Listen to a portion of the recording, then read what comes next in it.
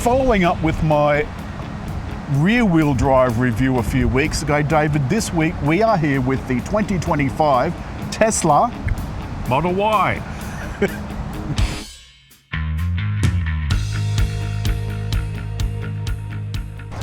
I've been driving around in this Tesla for most of the week and I've picked up quite a few tips and tricks. Now some of them are obvious and some of them are less obvious. The first thing, to lock and unlock you use either your phone as a key or this card. And that was the same as in the old model. There are a couple of brand new things, so where it's been mostly upgraded on the outside are the new wheels, though they're hardly discernible, the light bar at the front, and then down below, they're the actual lights. They're obviously full matrix and they do part of the light show. Light show. Light show, there you go. So light show. Now, so schedule now. It'll ask you which one you want. So hit the down, the up, the down menu, yep. And you can pick which one you want. The Arrival, Old Lang Syne, Carol of the Bells. Let's just do Carol of the Bells because that's the one I think that Model X had. And then confirm. Right, now we're going to get out of the car. Close the door. Right, now.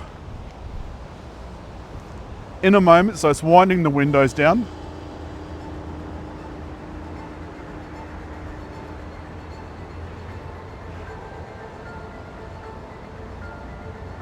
It's very, very Tesla.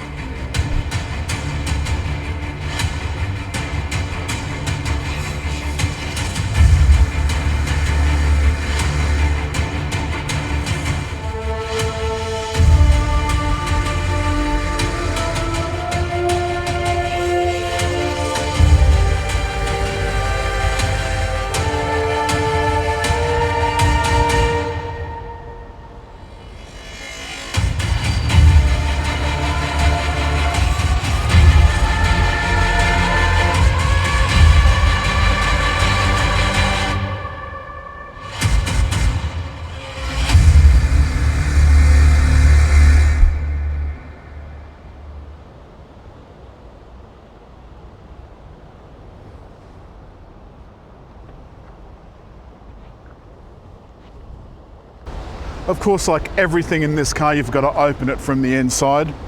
David, open up the Frunk. Very, very generous. And apparently this one has a bung in it, so you can use it as a ice bucket.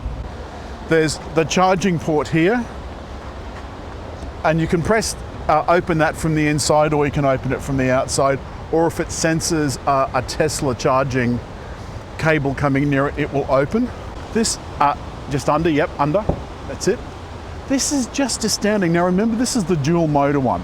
The other one was the rear wheel drive one. David, I'm going to get you to be ball girl. Now that will sit up. Well, for anybody else it would sit up. David, that's the cover, the parcel cover. Just take the whole thing out. No, just in one go. That's the way. Hang on. And in your own time, Yep. look at the massive space. That's big enough for a body. That goes right to the floor of the car, right to the very bottom. David, look how much space you've got. I want you to reach down on the side. You'll see a couple of boutons. Down here? Yeah. Oh, yes. Yep. So come inside the car. Look at that, you can go back. You've got a screen in the back, and that is a full entertainment screen as well. Plus you can do your air conditioning and other settings. Below that we've got the vent, and then underneath that a couple of USB-Cs.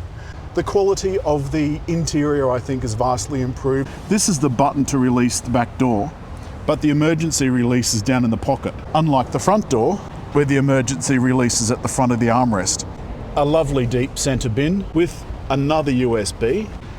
The 12 volt is down here in the center console.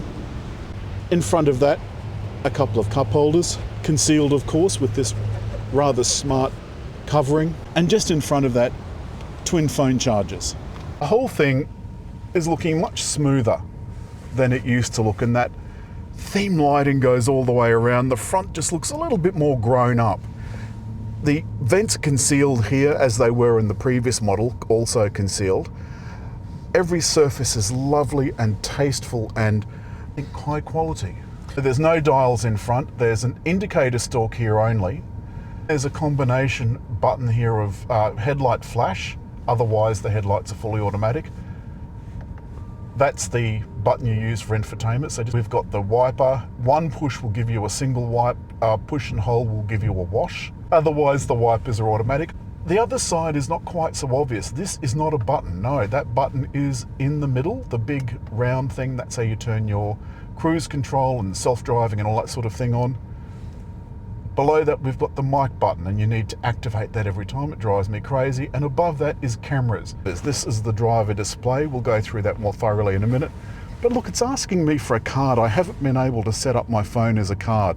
It should be really easy, and apparently to anybody else, it is easy. It's just not easy to me. So what it's asking me to do is put the card, which is inside this envelope, there, and once you do it, that goes away. This is where we operated the toy box from. Showed you a light show, we're not going to do that again, but it is also where you do some of the other things as well. You can sit and have a log fire while you charge, for example. I can't think why you would. A lot of these other things, Rainbow Road, for example, that will make this go Rainbow Road. Well, let's leave it on Rainbow Road, actually. Always rainbow, yes please, when auto steer is engaged. Got to have more rainbows. No, that really does, it really does get on your nerves. All right, this is also the radio. You've got browsers, plus you've got all the quick access controls. And these are the built-in apps, which I think is a great idea, provided you've got the streaming services, of course. There's no Apple CarPlay and Android Auto in this car, which I think is just awful. We put it in auto. You've got steering wheel heating as well, automatic heat and cool, and you've also got control over the rear as well. The rear seats have seat heating. This is the screen where you open the frunk, the trunk, and the charge port, and there's a shortcut here for navigation as well. And this, David, is the automatic gear selector. David, what happens if that screen doesn't work? From my point of view, you either coast or you stay stationary forever. No. You touch up here, and you have auxiliary controls. Let's get moving, David. If you want to put it into drive, there we go. If you navigate to charging, it will precondition the battery to make sure you get the fastest charging possible. All right. The first thing you notice is how absolutely beautifully quiet this is at any speed. And of course you get this hyperspace that you just touch the accelerator and it's just... Again, we've got 331 kilowatts to play with. So the best way to do this, gun it. What I want you to do is to where your right thumb is, if you just hit that bouton. Now, you've got your yellow brick road on, your rainbow road. Wind it up and you'll get up to the speed that you want, and you'll be looking for it up here. Wind it up to 70, and in a moment you'll be winding it up to 80. Lovely. Isn't that easy? And you see that we've got rainbow patterns in the... I put that on, I said it would drive you absolutely crazy, and so it will. No, if you keep touching that, you're going to have to turn the thing off. Oh, what did I touch? You touched the brake. Did I?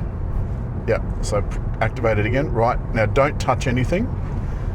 No, well, touch the steering wheel. Yes. Now, indicate again, and if the car thinks that there's enough time, you'll notice it's put it did. Yeah, it just found... It's put a space and then put us in that space. Yeah. Isn't that extraordinary? Oh, you put too much pressure on the steering wheel. Yeah. I mean, they want you to hang on to show that that you're not asleep. Wind it up. Or you're not dead. Right? Well, this will actually pull over and stop. It'll indicate pull over and stop if it thinks you've passed out. I think that would annoy. But remember, this is watching out for you the whole time.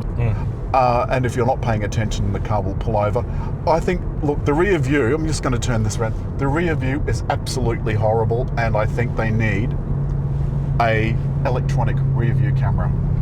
The other thing is we've got fairly severe regenerative braking, yes, which you can alter if you want to. But you only have two choices. But yeah, two choices. It's either really, really, really what I want, or just really what I want. Ferry. I've got to say I'm getting used to this more. The first experience of it was that, the shock of the new, the shock of the difference. I agree with you. I think the shock of something different can be quite... Well, disconcerting almost, because you're just not familiar with it. And this doesn't have that sharpness that a performance car might expect to have. That's all for the 2025 Model Y Juniper all-wheel drive. Juniper was of course, the project name for this. Highland was the MY24 Model 3. Don't know why they give them naff names, but there you go. Juniper's what, a little berry? Yes, and it's what you have in gin. I mean, what gin's flavoured with. I suspect there's more than a bit of gin drinking going on, judging from the light shows and so forth. 68,900, 58,900 for the rear-wheel drive. I think this is a muchly improved car. As always, hit like, leave a comment, and hit the little round thing to subscribe.